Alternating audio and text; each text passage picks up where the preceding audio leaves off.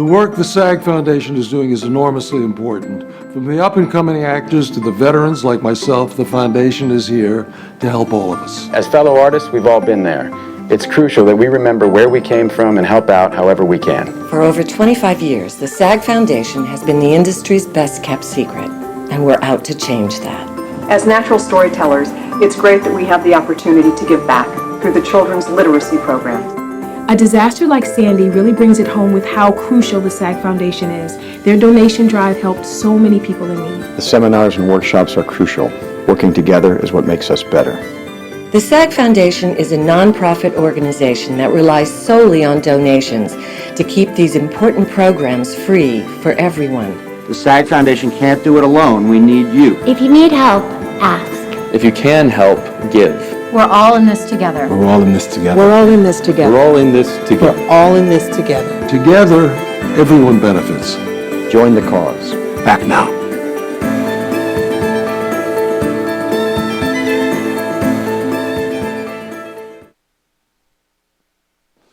So good evening again. My name is Dennis Baker. I'm the LifeRaft Program Director. Thanks for everyone who's attending and everyone who's on the live stream. I'm going to have everyone come up right behind me. So can ignore everyone behind me for a moment.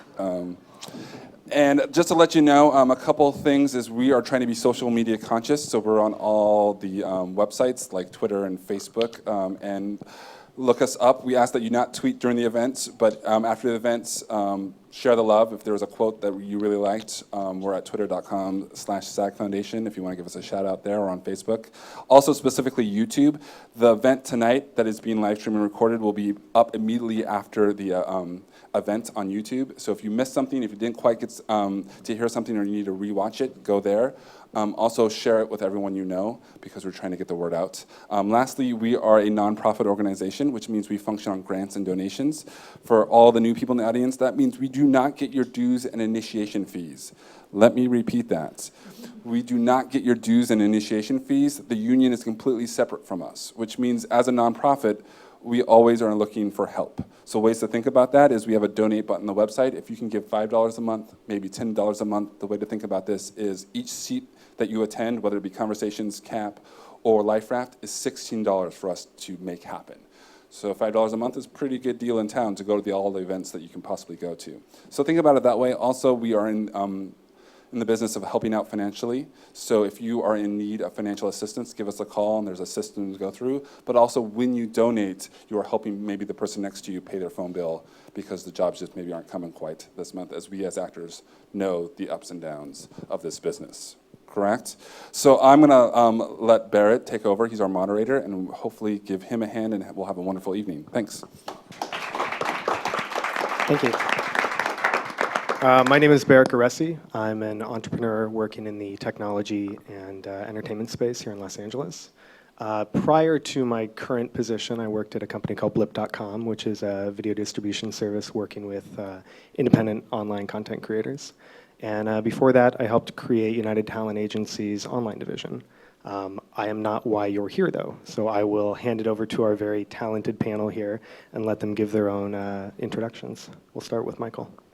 Hi, my name is Michael Busch. I have done sketch and improv at IO West and UCB and other shows around town, and I've produced online content for a couple different places like Fun Your Dyer, College Humor, CC Studios, and as well as my own content.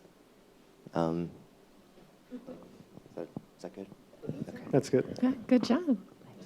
Oh, hi, I'm Kristen Studard. I also perform at IO West out here. I've been doing comedy and improv in Chicago for about 10 years now. I worked at Threadless, which is an online design company, for about 5 years as their social media coordinator, where I tweeted to 1.5 million followers, and then ran their Facebook account as well, and kind of ushered them into the Instagram era as well. And I produce solo shows and occasional web content. Great. My name's Brian Galavan. I've been doing sketch and improv for more than 10 years, because I'm not as young as Kristen. Humble brag. Starting in Boston at a place called Improv Asylum, and then in Chicago as well for about 4 years at Second City there. And then I've been out here for about 6 years and doing stuff at UCB and Second City, IO West.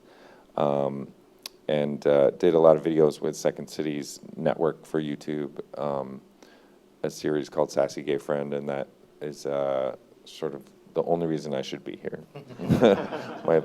because I don't understand the internet. Well, off of that, obviously the three of you are very experienced comedians. You've worked with a number of different programs, and you've had the opportunity to learn from these programs. How has the possibility of creating and distributing online content changed the way that you approach sketch comedy? And I will start with Kristen. Okay. Well, I think that the internet is the great equalizer. I think in general, I think that anybody can do it. It used to be a lot harder. You had to go through, a studio. There were a lot more roadblocks, and the internet, I'm sure we all know this, and people who are watching this on the internet certainly know this, but now anybody can take an idea and make it immediately. And so you get a lot more immediacy in what you can write sketches about, and in like the content that you can do, and also kind of, you can reach anyone, anywhere, at any time. It just kind of has opened it wide up.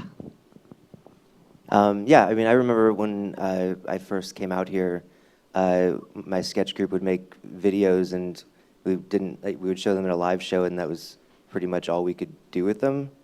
And then we thought it was a big deal that we could make our own webpage and upload our videos to that. So yeah, it's much, like she was saying, you have a much wider reach, and if you do it right and get a little lucky, then you can get it out to millions of people, or a couple of your friends. Has that ability changed the way that you approach the way that the content is created itself? Has it changed the format? Do you take different considerations when you're conceiving of a project with the expectation that you are going to be distributing it out, that you do have that opportunity to reach potentially millions of people? I think one thing is length, is that I learned from doing stuff for the internet, because Sassy Gay Friend, the first video we released, was 1 minute and 15 seconds long, and it was from a sketch that I think I used to do on stage at Second City in Chicago, and I think it was maybe 2 minutes long or longer, and I think shorter is better. My friends make fun of me for the fact that when they send videos around, I never click. I'm like, ugh, I gotta click on that thing and open it up. It seems so like hard to me, which is crazy, but like sitting down to turn on my TiVo and watch TV seems easy because I'm 100 years old. But what was I saying? Length. Oh, length, yes. So, once, I think people, it's the same with people's attention span.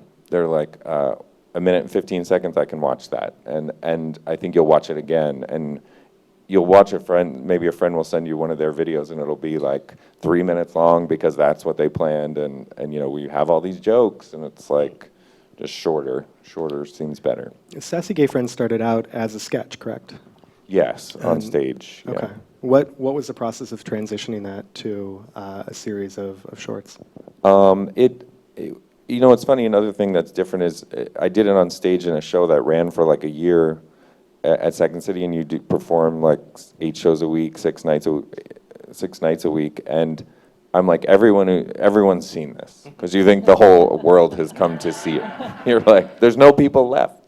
And so mostly I was out here doing nothing, and I got a good manager, and she was like, she said, you should work on your writing and your acting, which I think is always good, because then you don't have to sit around. Mostly she was like, you're not going to make it as an actor. No, I don't know. She might have meant that. Great manager. But she was like, just send me anything you've written so I can see what your writing's like. And she sort of picked that out of the pile and said, I like these things. And I said, oh, Second City's starting a YouTube channel. You know, they're looking for things they could do a few of. So I had a few of them. And so then Second City said, yeah, let's do it. Let's film it. And we just released it from there. But I had originally performed it like 5 years before and was like, well, that's done because everyone's seen it. And then you realize the internet, there's more people out there, guys. And also those videos are very funny. Yes, I highly recommend them. I'm going to give the floor to Kristen for a while. Just a little, I was just did an add-on just to say how great they are. The end. I'd like to go back to what he was saying briefly about the length.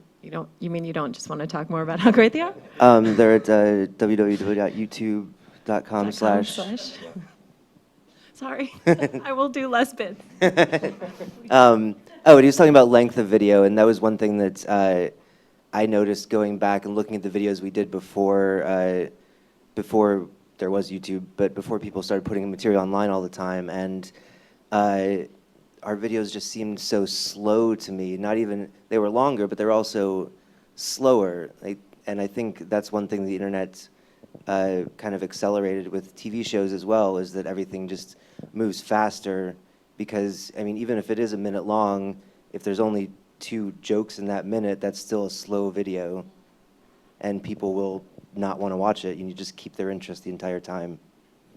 Yeah, I was at a live show that showed videos like within a sketch show. I was at a show like a couple of nights ago, and I was watching a video and I was thinking, honestly to myself, thinking like, they're lucky that they have a captive audience that because people would click away. I mean, this video was 4.5 minutes long probably, which is like, whoa, that's so long. But we're all sitting there, so we watched it. But I feel like if they were to release that video on the internet, it would have a lot, if you look on the stats, you can see how long people have watch the average length of a view. I think on Vimeo you can see that, right? Can you see that on YouTube as well? On YouTube and Blip as well. Yeah, like how much of the video they've watched, and I feel like the longer a video, you're... Yeah, or where they drop off. I feel like it's something like... where's the drop off? I think like a quarter of all viewers make it to the end of a video.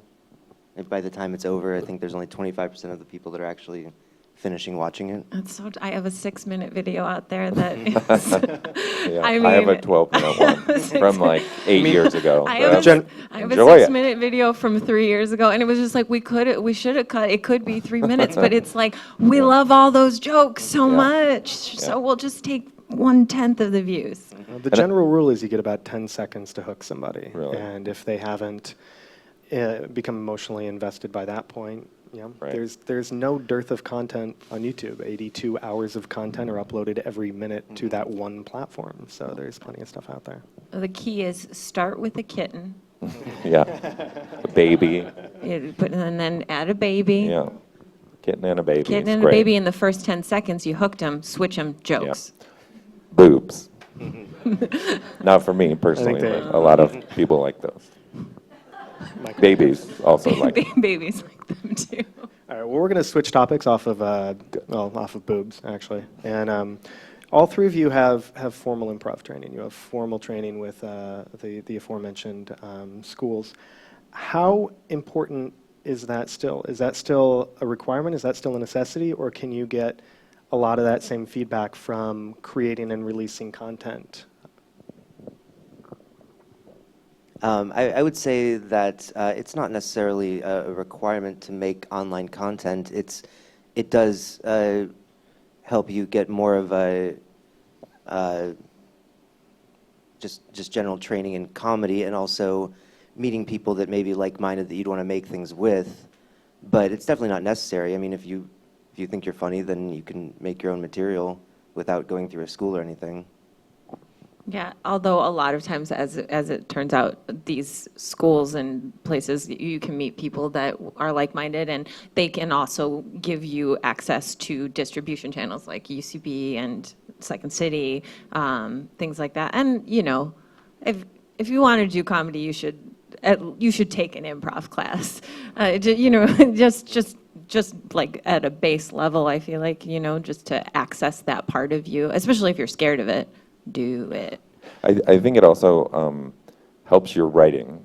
Just me, I started definitely. doing improv because I was lazy. You didn't have to sit down and write something, you just create it on the spot. But once I started doing more sketch comedy, you had to write, but you would use the skills from the improv. And even when doing videos, like the first couple of Sassy Gay Friends, whatever it is, we would just do whatever was scripted. And then one of the later ones, I remember just saying, like, let's play around more, just improvise a little bit. And a lot of those things ended up in the video, and I thought were more fun. Just, Second City teaches you to write use improv to write.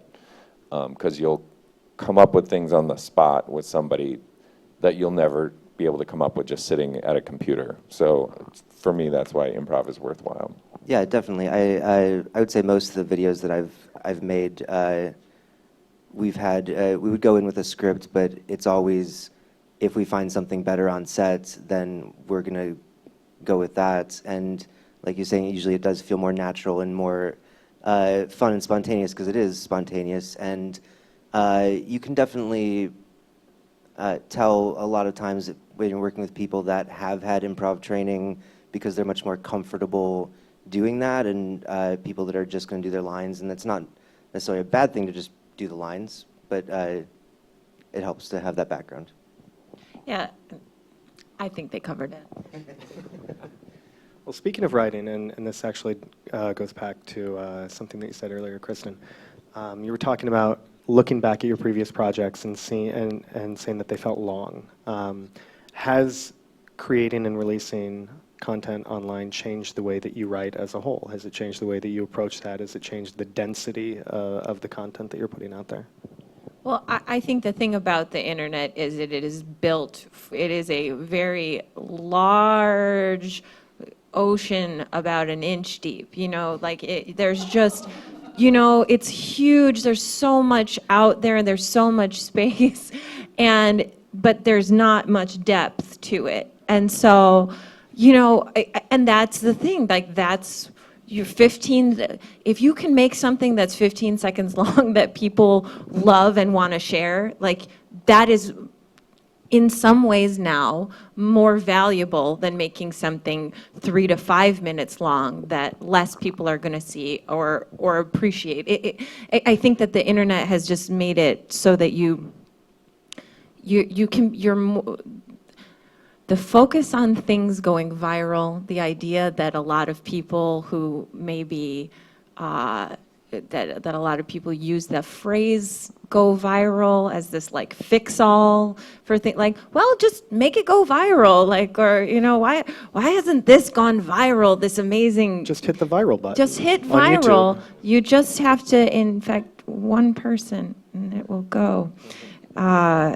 It doesn't work that way. It's it's so hard to predict what. I think anytime you go into a project thinking this is totally going to go viral, don't do that. That seems like a terrible way to do anything. I think do the thing you want to do, have as much fun as you can doing it. And as actors, I think even if only 10 people watch it, but it's good, you have it as sort of a mini reel. If somebody doesn't want to watch your whole reel, you can just send this video, funny, or I guess there might be funny dramatic shorts. Die. Yeah, you could die. You could die. No, funny or die. I was making a pun. I'm right. so sorry. But then I wanted to heighten it, which is an improv thing. It's an improv term. We heighten everything. And I gave him a yes. strict denial, yeah. so it's on me. Well, I guess we should move on to the next question. I'm just going to let you guys keep going there for a while. Let's go back to going viral. Is the goal to go viral, or is the goal to continue to produce content and build up a community over time? I think it depends. I think there's different valid ways of approaching making content online. I think, if you're doing this to just make good material for, like you're saying, to show people for a reel or something like that, then you just want to make something that's good and looks good, and you well acted, however you want to say that. I mean, there's also, I mean, if you're trying to make, I'm always worried when I go into a place and I ask them what type of things they're looking for, and they said they want to make viral videos, and they were saying like that's not something you make. I mean, you can do topical videos, which a lot of times have a better chance of getting more views in the short term, but they might not necessarily be something that you're that proud of making in the long term. You know, the next Miley Cyrus parody or whatever you want to do. How much does topicality factor into your development process? Again, I think it's different if I'm doing one-off videos. Then, yeah, a lot of times something will happen and I'll want to make something that's about that. You want to make fun of it. If it's something like a web series or something more of a creative project, then I don't really think about it at all, I guess. You were saying, you know, what's better, having a lot of views, you know, having something be widespread, or having like a dedicated community of followers. At Threadless, that was like the big focus, was cultivating the community of people, because we were a design company, and so a lot of it was about cultivating a community of people who were like passionate about the artists who were making the designs that they were wearing and having on their, and so a lot of it was about, we placed a lot of value on trying to cultivate like true fans of the brand.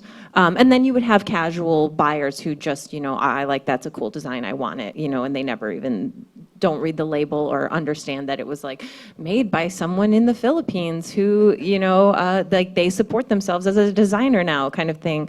And I think that is kind of a similar thing to what you were saying about sketch and like or like web videos. Like a web series, you're going to want to cultivate the people who are going to come back and watch it, you know, multiple times. But if it's a topical thing, it's just that's for the casual fan, you know. You might get some, you know, crazy momentary bump off of that, but the people who are going to like you are the people who are your true fans, your core fans. Yeah, and I think ideally you'd have, say, specifically if you're starting a YouTube channel where you are creating your own content for that channel, I think ideally you would want to do some videos that will bring in the outside audience, and maybe some will stick around and become your fans, but also create content on a regular basis for the people that are following you that like all of your content, so that they know to come back because there'll be new material, and then every once in a while you'll have that spike that you can bring in some new people. And that happens, right? You know, you'll make something that is like a quick thing. It'll hit. A lot of people will look at it, and then a couple people will be like, well, "What's this Michael Busch all about? Let me see his other videos. Subscribe." I mean, to me, it's a very natural thing when I see a video that I assume it's not like a cat video or something, but a video that I find entertaining. My natural inclination is to go into that account and say, well, what else is here? You know, you've entertained me once. You've already gotten my interest. What else do you have? Well, to switch topics a little bit, I'm sure that there are a number of people here who, given your success, are considering this as an avenue that they'd like to pursue. And Michael, you've been consistently producing and releasing content online for the past 4.5 years through your channel, correct? I've done different projects here and there. Okay. Yeah. I was wondering if you could take us through the process of creating a project from conception to distribution. By project, do you mean one video production, or? Yeah. And I guess first and foremost, it's like writing the script, like that basic of a step-by-step process. Well, sorry. I'm assuming you have a group of people that you work with and that you've consistently worked with. Yeah. Okay. Different getting groups, getting together with them, is it you sit around a table and bat ideas back and forth and decide this is what we're going to do this week? Oh, yeah. I mean, it's with different groups, it's a different process. Some groups I've worked with, people will bring in scripts. We'll all read the scripts and pick which ones we want to make, and go from there. Sometimes the group works better where we'll sit down together, like you were saying, and kind of brainstorm ideas, someone comes up with something we all like, and then we kind of pitch ideas off of that, and then someone will go off and write a draft of the script, and we'll go over it from there and kind of fine-tune it, and then shoot it and make more changes on set. When you shoot it, is this the same way that you would shoot a feature film, where you go out and rent all the equipment, or is this equipment that you guys have accrued over the years or have bought for part of a production company? I personally just shooting it on iPhones. Luckily, we have a good amount of connections where we usually get a good DP who has his own equipment, or we can borrow it from someone. So I guess I am fortunate in that respect that I don't have to actually rent the equipment for every shoot unless it's more of a larger production. Okay. There's like there's a community, right, of people who are working on videos pretty consistently. Do you have like, sorry, just when you say like, do you have like a DP that you work with often, or? Yeah, we have a couple of DPs that are great that we work with, and again, kind of what we were talking about before with the community of a UCB or something like that.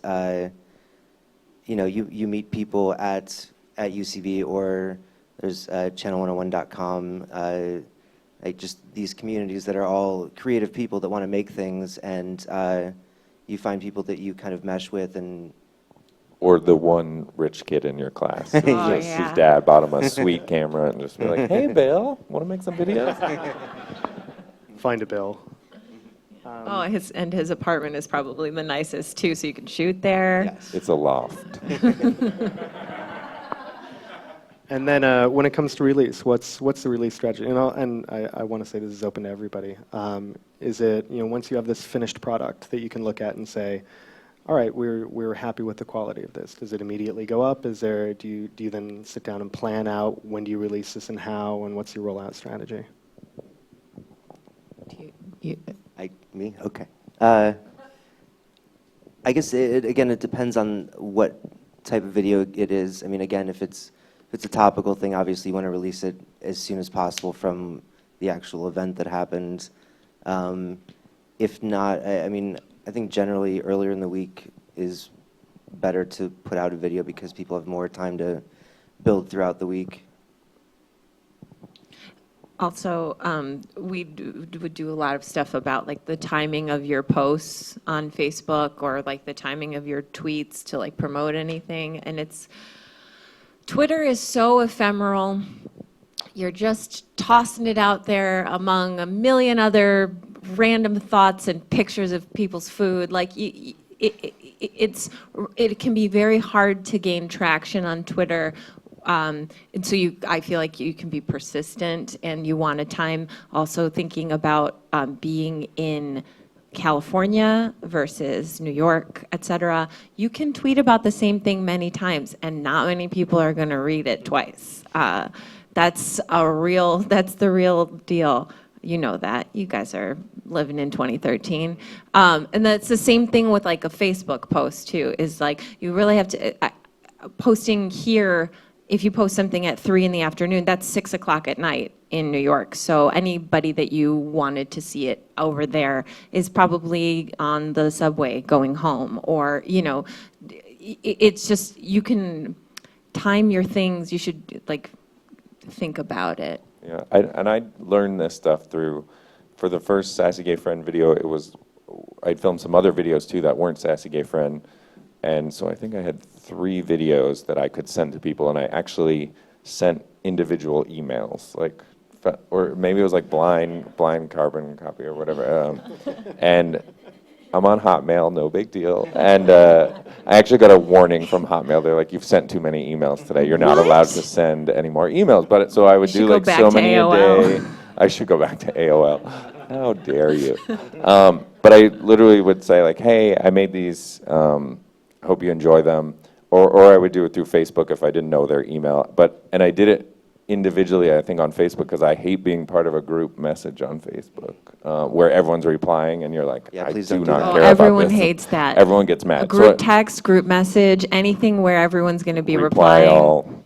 You can get out now. Yeah. Do you know you can get out of a group message you can now? leave a you could not get out conversation. a while ago. It's great. You were locked But in. so that's how I did it originally, and I mean, I'm not saying that's the way to go. Of those 3 videos, the Sassy Gay Friend one kind of took off, but the other 2 did not. So I'm not going to say the personal touch works every time. But then I learned this stuff through the Second City Network. There was a dedicated group of people who worked there who had equipment and editing skills and people who knew, like, you know, you don't want to release it at Friday afternoon when people are about to leave work and stuff like that, which I had never really thought about. And then I did. Okay. Well, on that, why don't we move on to promotion a little bit? And I know that we touched on what not to do with Twitter and Facebook. What should you be doing? How should you be using Twitter and Facebook? What other networks have you found success with that you think are underutilized or perhaps not taken advantage of as much as they could be? I think Hotmail, for sure. Hotmail, definitely gonna want to get back on AOL. They're gonna up some chat rooms. hit up some chat rooms. Say your ASL, guys. It's there's a lot. I think for the most part, Facebook and Twitter are your giants. They're gonna, and then, you know, now with Instagram being shared on Facebook and integrated, that's cool. I think Vine is kind of hope you were watching that. And then like Google Plus is just like sadly trying like hard, but not having a much success. I think 10 of my nerdiest friends use Google Plus, and that's about it. Here's the thing: I'm a fan of the Google Suite. I'm no Hotmail stalwart here. I have no idea what you're talking about. But and so I think you've got to be where people are. Like there's really no such thing as like this like secret thing. What you need is where people are, and they are on Facebook and they are on Twitter. I think the most effective way, I'm really talking like an expert, I guess. I think the most effective way to do anything, though, is to be short and be... conversion rates? What? I'm sorry? Can you talk about conversion rates? Yeah, oh, no way, guys. I think the most effective way to do any kind of marketing is to be short and be funny. And that's make something, and also interesting. Don't bore people. Don't bother them with bullshit. You mean the like message saying watch this? Yeah. Or the video itself? I mean in general. I mean, yes, don't Right now, don't sorry. have a boring video. Make a short, and- funny video, a shorter, funnier message to the people. Yes. It's the way, I mean, just and also so many, it's like everything, you're in this morass of pictures of food and updates of people going to the gym. It's like, how do you get people to look at what you're talking about, you know? And yeah, and there's also a lot of influential blogs out there that maybe if your video is about people working at a flower shop, then find blogs that are about that topic, and they might post it and share with their audience. There's also comedy blogs to share in general, but it really helps to get, if your video has a specific audience that might be interested in it, if you can get it to them, then they will share it much more than just a normal person. Yeah, that's huge. That's another thing I learned is that it was like once a blog picked up a video of mine, then that gets it out there, then more blogs pick it up. And I have a friend who, I won't say her name, but I think you know her. She hires like people in the third world to like do this work. You can do this, and I forget how much it's he paid. pointed at me like it was me. It's This- not no, me. no, I it's just not know her. this It's person not her. It's probably, not her. I guess. But this is a legal I'm thing not to do. outsourcing And this gentleman who lives in this jobs. third world country promotes her videos on certain blogs that she's like, look for, you know, ones that if her video is about farming, it's not. But like, look for farming blogs. No, it's not. And then this guy just sends That's a out to all hot these button people. outsourcing? Hot button. People are I don't wanna outsourcing, get- guys. It's videos. We've got to get them viewed by people, no matter what. Little kids do it. No. There are no child labor laws on the internet, guys. Yeah. It's true. Have a It's true. have a Wanna kid. They play a probably know game? more blogs than you do. Yeah. Find them. But no, you're completely right. Yes, finding an interested community, finding the people who will care about your video, is like that's how you find the people who will become your fans and become the ones who will follow what you do. And you can learn that by the data you get from YouTube, right? Like, Yes. Sassy Gay Friend is big with 12 to 18-year-old girls and 55-year-old men. In the closet. Who I assume are gay or professors or something. But I was like, all right, where do those two groups all hang out? No, you can target them separately. Separate targeting. Kristen, do you have something to add? No. Well, let's actually go into a little bit more depth in that. Once you release, not that specifically, but once you release a video, what do you do? What do the next 24 hours look like for you? Annoying your friends a lot. I mean, yeah, you want to promote it, obviously, like you're saying on Facebook and Twitter. Be aware of when you're promoting it. Promote it for When would you people. recommend promoting it? I don't have exact specifics. I think we talked but just earlier in the week, Yeah. earlier in the day. And generally, you can release, or you can tell people about it different times of day. Like if you post on Facebook in the morning and Twitter at lunchtime, you're going to get different people that are online different times during the day. So also on Facebook, if you get people to repost it on Facebook, the more people that do that, the more likely it'll show up in your friends' Facebook feeds, because not all of your posts show up in all of your friends' feeds. Gotta work that algorithm. Mm-hmm. Yeah. Do you promote? Do you ever buy promotion on Facebook? I have never done that. No. I haven't done it yet. I haven't done it either, but I just am wondering what the effectiveness. How much is it? Do you know? I should really click on it someday. You know, there's a little button under it, and it'll say promote. Yeah, they want your money. They want your money. Mm-hmm. They're gonna, but that will skew the algorithm for you. Like, I like that word, algorithm. Skew's a pretty good word too. Yeah, thanks. Double bonus sentence. But then, yeah, aside from promoting it to your own social network, you want to go and do some research, like I was saying, of different sites that might be into that topic or that particular video.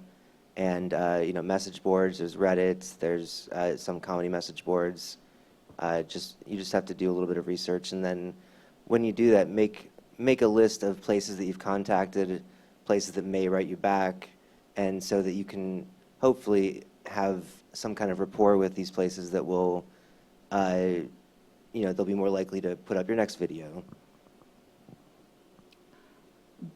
Done. No, I'm sorry. Oh, yeah, that's the same. Like, if you can befriend an editor at a website like BuzzFeed or also, and this, we do live in an era where you can create relationships with people only through social media, like through Twitter and stuff. And so you can reach out to people who you like and think are cool and interesting and might be interested in your video.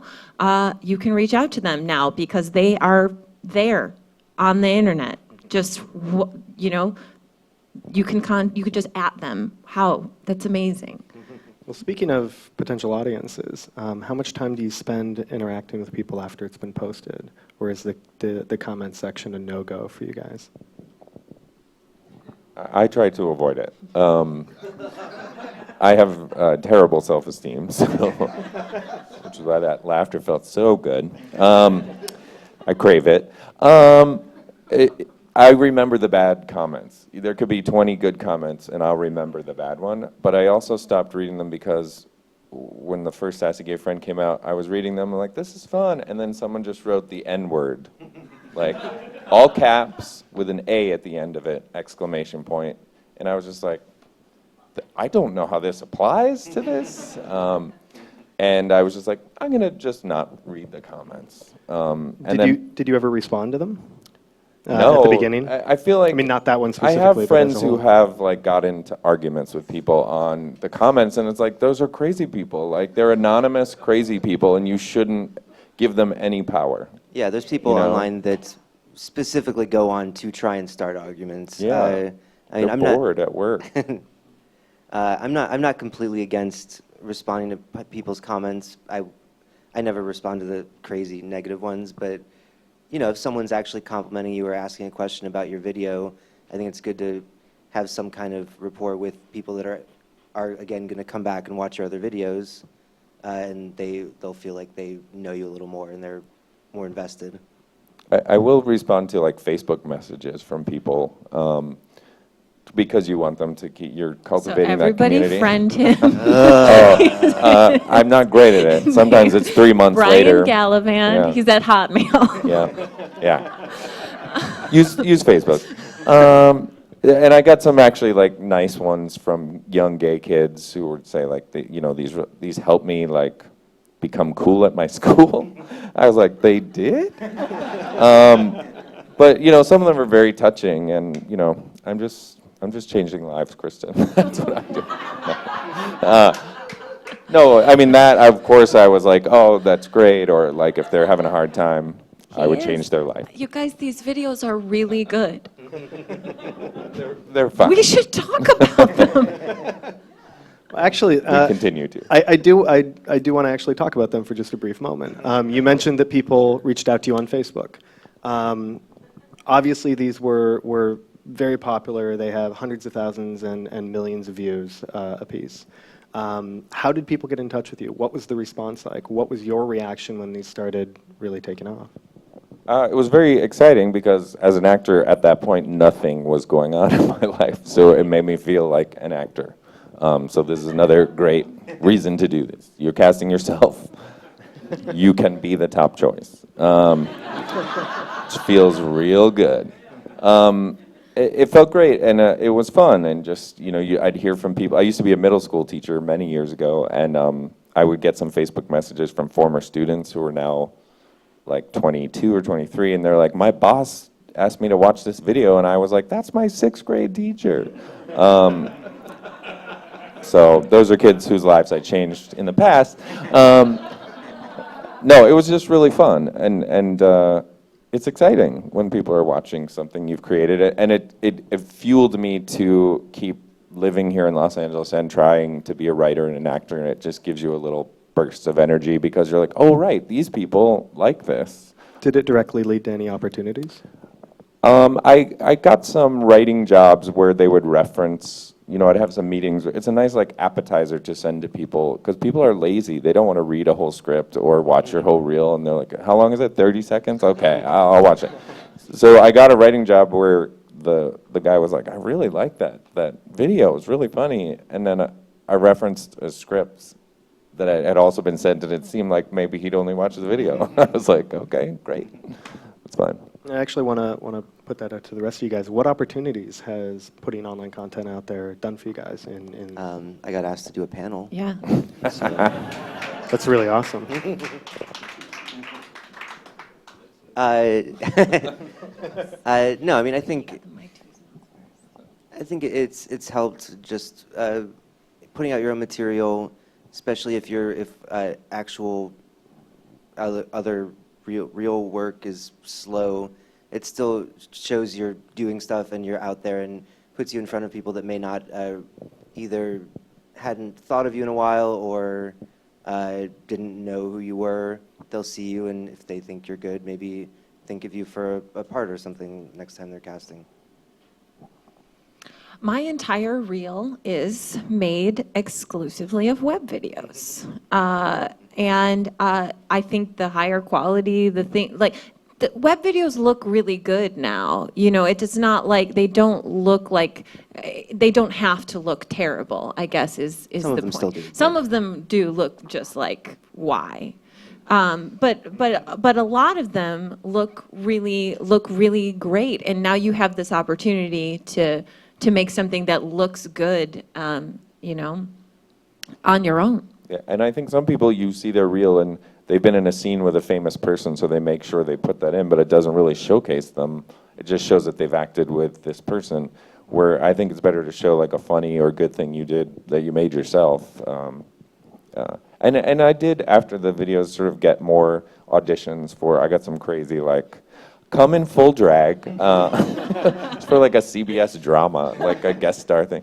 And then a couple, it'll be like, there's a dad wearing yoga pants. That's probably the one I'm going in for. I mean, you sort of are getting typecast too. If you're doing a certain type of video like I was, they're like, oh, we've seen him do this, let's have him do this. But I was like, when you move to LA, you're like, I want to show everybody I can do everything. And then they're like, no, you have to figure out that one thing you do. And I was like, oh, all right, if this is my one thing, great, I'll do this. But for me, it more led to opportunities with writing, which is I'm really enjoying and loving. And it just sort of helped me figure that out, like focus on this right now. What kind of writing specifically? I was writing for Happy Endings, which was a sitcom that was canceled. No big deal. Which was great, and I had a blast. I worked there last year. Probably changed some lives. There were a couple of very special episodes about me, just not even about the characters. And then I'm working on a pilot right now that's sort of based on my life as a gay son in a big, crazy Boston family.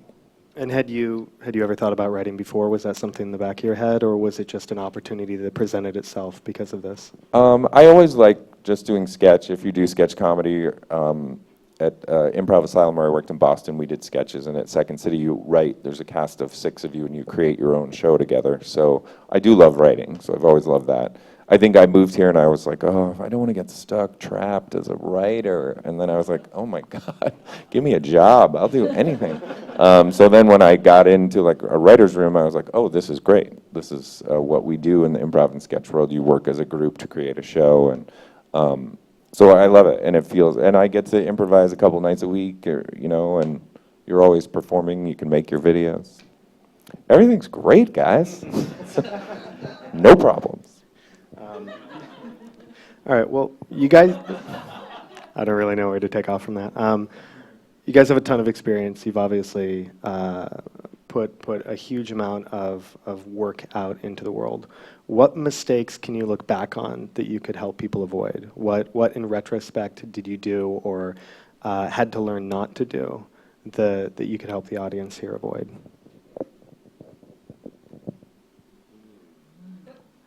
Or nothing at all. Everything went I guess we're all pretty perfectly. perfect. Pornography? No. I think we touched on a couple of the things earlier about length of video and the speed of videos, and I think that was one of the big lessons from earliest production. One thing that I learned pretty quickly was always at least have someone with a boom mic, if not an actual sound person, because sound is something that you can easily make semi-professional at least, and you can easily tell if it's not done well at all in a video. What else?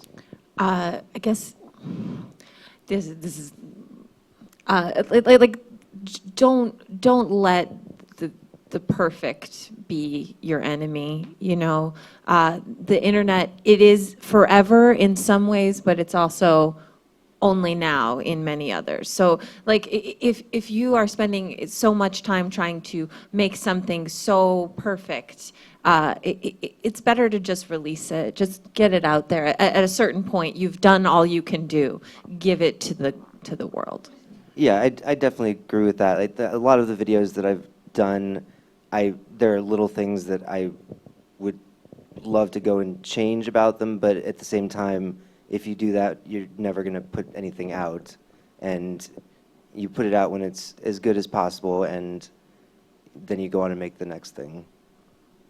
Yeah, I also think, I don't know if this is a mistake, but if you're in a community, sometimes people ask you to be in their videos, and you're like, oh, that's so flattering, thanks. And then you say yes, and then you read it, and you're like, oh, this is not good. And then you're in it, and you're like, this is not fun, and we're here all day. And whenever that hasn't happened to me too many times, but when it does, I'm like, why aren't I doing my own? Like, I think it's always fun to just sort of take control yourself and do the type of thing you want to do. All right, we'll move over to some audience questions. The first one is, what web series or sketch comedy groups are you watching? And this is for everybody. Watching? Yes. While you guys think about that, I can actually put one out there to give you a moment.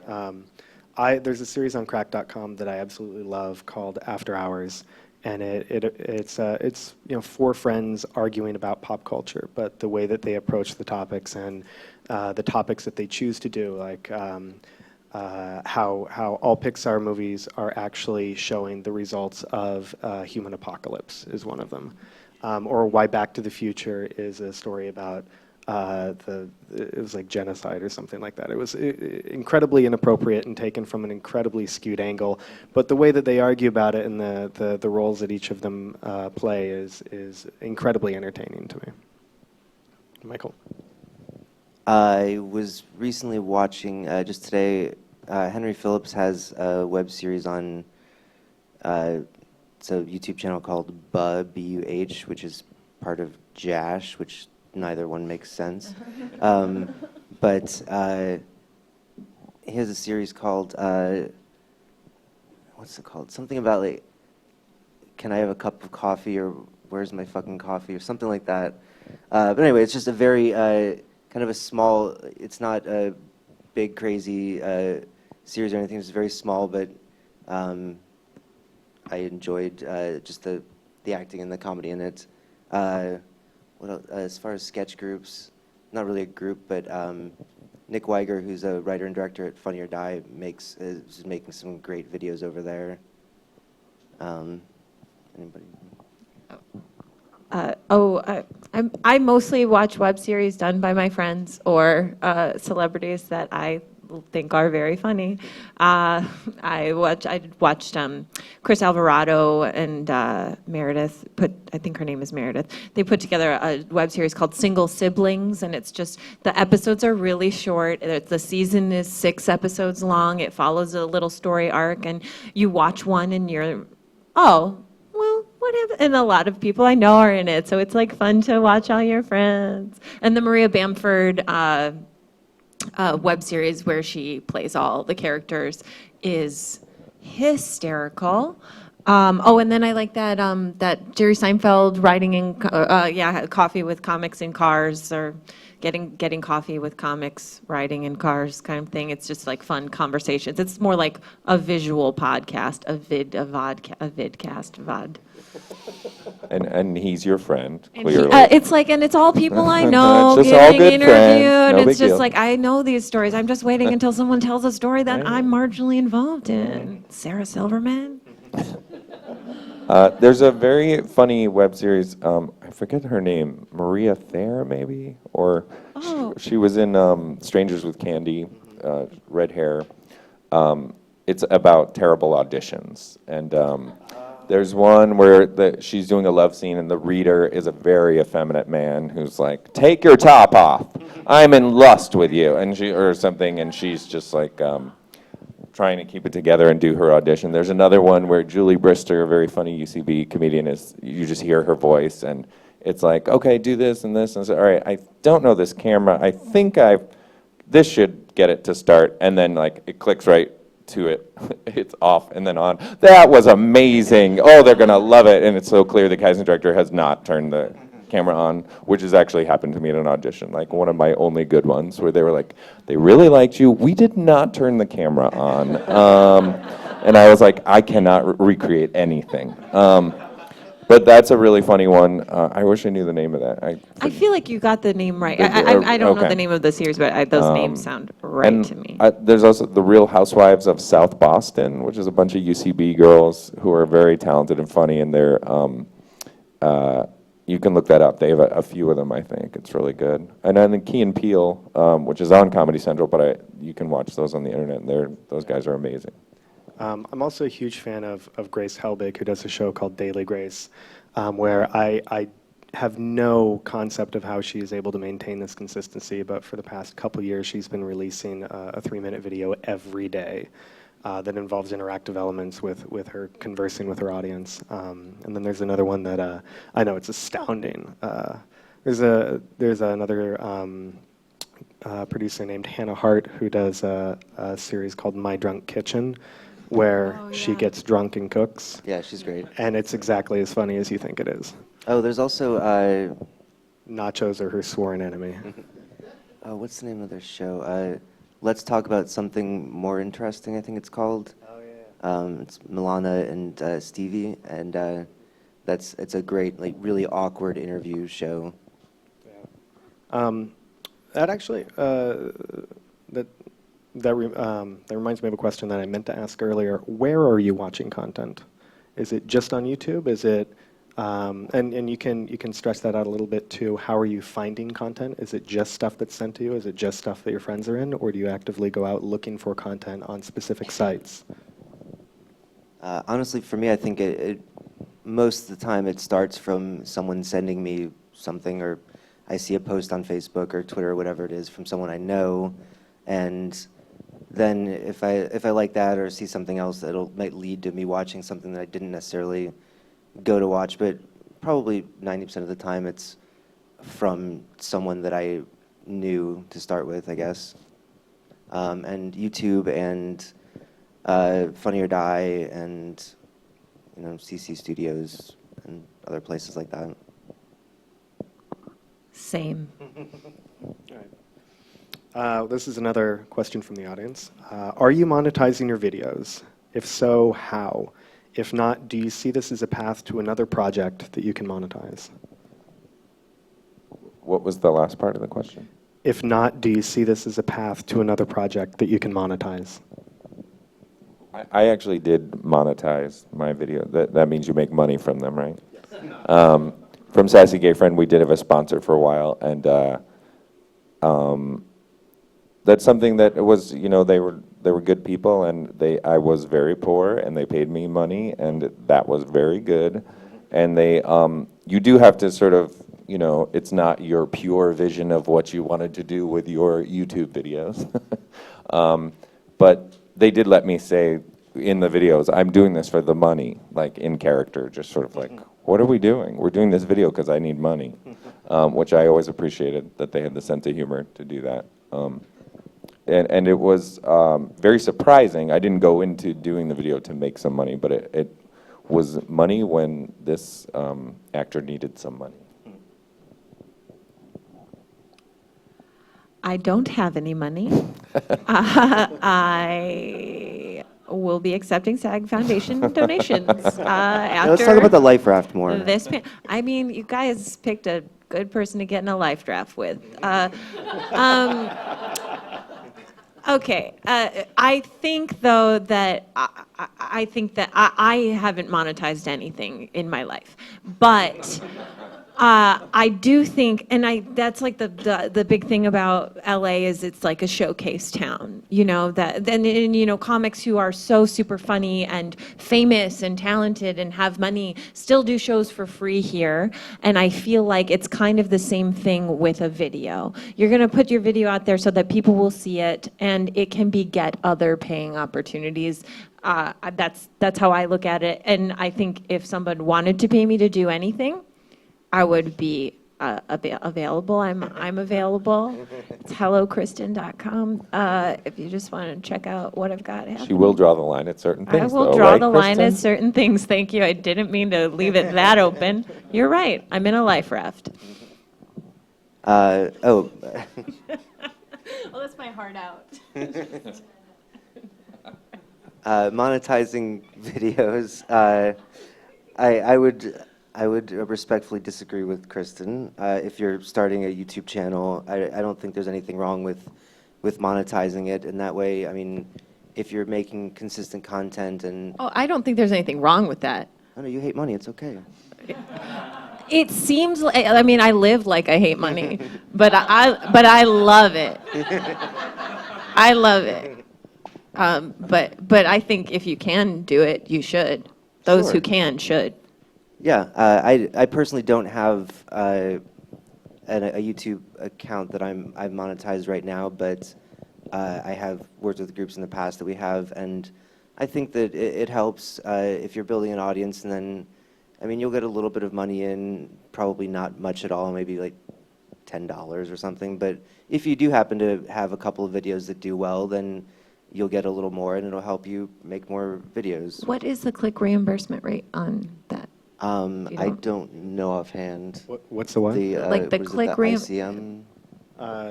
Current average CPMs on YouTube? I CPM. think they're hovering around, I want to say $7, something around that. They used to be a lot lower, but now they've introduced some new advertising products like TrueView at the beginning, so you end up with a much higher CPM. I think someone recently told me that CPM, for those who are wondering why we're using all these acronyms, it stands for cost per 1,000 views. It's an advertising metric that is how much YouTube receives or pays through to its producers per 1,000 views based on the amount of advertising revenue they receive on that video. I think someone recently told me that if for a video that has 1 million views, you would make about $5,000. Yeah. Yeah. When Sorry, I we had to can do all some turn basic our math phones there. back on, we will all Google it. I think it's been raising up a little bit since then. I know that a couple years back it was about $3 or $4. It also depends on what demographics, because it's advertising. It depends on what demographics are your primary demographics for the channel or for any individual video, as well as where they're located, whether it's viewed on desktop or whether it's viewed on mobile. And what kinds of advertisers are most looking to appeal to the 12-year-old girls and 55-year-old men. Well, go ahead, Kristen. Oh no, I'm curious about this. I mean, We're learning so much. I have like my little expertise. And then, so do you have it on your? It's like something you turn on your YouTube channel. Yeah, you can sign up for it, yeah. basically. Yeah, I don't currently have a channel that has it, but I've been recently getting paid to make videos for other channels, which is great, also. But I would recommend it if you have your own channel to definitely do that. Do you guys release content on any platform aside from YouTube? I have videos on Vimeo just for like quality purposes. Just if you need to show someone like a really high quality version of it, Vimeo has got a nicer bandwidth. So. And yeah, I'll usually put videos up on Funny or Die and YouTube. It's a different, I think it's a different audience. At YouTube, you'll get more of a general audience, but Funny or Die is more of, it seems like it's more of a comedy/industry type audience. If I can have a video on YouTube that has, 100,000 views, but no one in like the comedy world knows about it unless it's on Funny or Die featured on the main page, which is strange. What would need, in your opinion, based on your past experience, and this is for all three of you guys, what would need to change to make this a more viable business endeavor? Is it simply the advertising rates? I think it's sort of that whole idea we were talking about, it, like you can't plan what's going to go viral, so you don't know. Let me add a caveat to the end of that to actually get to where I think you're going with this. What would need to change to make it a more viable business opportunity? Or do you look at this as an opportunity to use it as a stepping stone to get to something different? I think I did. I just, not a stepping stone, but something that's always there as a tool to sort of get your work out there. I don't know. There probably will be a world where you can make your living doing work just for the YouTube or whatever. But yeah, I think that for me it was more like this will help me get to here, and it's fun and I like it, but it doesn't seem like I can consistently make money over there. And currently there are people who their whole entire job is to create content for YouTube and to create, web content. I think that we're moving towards a business model that's much more viable. It's already happening for people, but I think it comes down to like cultivating that base of people who are going to follow and like what you do, you know, and that there's just not, at this point, there's not like a shortcut to that. I feel like you just have to keep putting out things that have a voice that people relate to and they like, and then they continue. And you know, I feel like maybe the time span is getting a little bit smaller. Like you don't have to have had your YouTube channel for 10 years to, or was there internet 10 years ago? You don't have to, you know, I think maybe it's getting condensed, but I think that we're certainly heading in that direction, that it is a viable option, you know. This is from Donna Betteridge online. She asks, it's a two-part question. Hi, Donna. On stage with a group, sometimes less is so much better. How can you help a group stop at the best point of improv? And number two, when do you know that you should stop? Oh, Donna, are you okay? So this is just an improv question, right? Not a video question. So less is more, and do you think she means when you should just stop improvising? Like, it's not for you. Would you like me to read it again? Yes. Yeah. It's titled Self-Editing. On stage with a group, sometimes less is so much better. How can you help a group stop at the best point of improv? When do you know, and number two, when do you know that you should stop?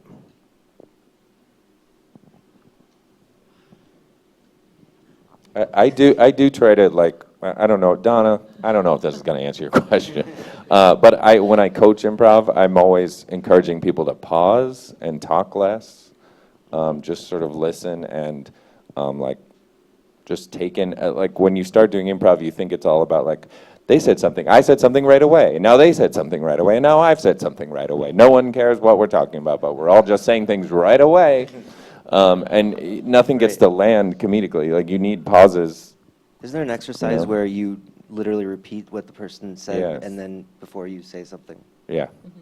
So that maybe? Yeah. But yeah, I think it's just in general, with a group of people, it's practicing with them and getting to know each other's styles and kind of figuring out your group voice together. And hopefully, if you guys work well together, then you will find those moments where you are supposed to cut it off and move on. Yeah? Yeah, I think, you know, there's always it sounds like maybe like your improv team has some big personalities on it. And then I think she's talking about editing, but sometimes you can't just end your show. Like, you're booked for 30 minutes. You can't be like, this was a great 10, everybody. So, Donna, am I kicked off the team? Michael's such a steamroller. Yeah. All right, well, this is another question from the audience. And it actually dovetails into something that we touched on very briefly earlier, but we might want to expand on. How important is production value? I think it depends who you ask. I personally like to make my videos look as good as possible, but there's also a school of comedy online where they just, I mean, if it's funny, it's funny. I think that's the main thing. Personally, I just like if you're doing a parody or something, it should look like the genre you're parodying because that adds to the joke for me. But again, some people don't really care about production value at all, and they make really funny videos. So I like better produced videos. Yeah, but as long as you can see it and hear it. Like you were saying, the boom is very important, like lighting and... yeah, get a couple lights, get a boom mic at the very least, so it's not distractingly bad. Yeah. We're just about to run out of time, so I'd like to give each of you the opportunity to leave everybody with a piece of advice or last parting words. Why don't we start at the end, Brian? Thanks for coming, you guys. This was great. I learned a lot. Hotmail's not as cool as it used to be. No, I mean, just my big point is I think what the best thing I've gotten out of doing videos is being able to give myself work and writing work and acting work and not always paying work, but something that just keeps you excited about doing this, so that's what I recommend. And I'll end it there. Donna? Donna, I just can't stop thinking about your team, you know? I hope everything's okay. If you need a coach, she's available. Yeah, I am very available. Yeah, I think that is the thing. Take the opportunity, give yourself the opportunity. That is the beauty of where we're at today, is that you can literally put anything on the internet. So, take the time to do something that you like and enjoy, and then give it to people, because you don't have to go through a million channels. Be psyched about that. Yeah, I'd agree with what both of them said. I like the mic drop. Yeah, I guess it's just important to know what you want to get out of it going into it. And, if it's just to make things that you can show proof of, how well you can act, then that's great. Just know what you want to get out of it when you go into it. And there was something else really smart. Well, I'll give a bit of advice as well here at the end. There's never been an easier time to reach more people on the planet than right now. It has never been more frictionless to be able to distribute your thoughts or content or creativity to the world at large. There is close as matters 2.5 billion people currently connected to the internet.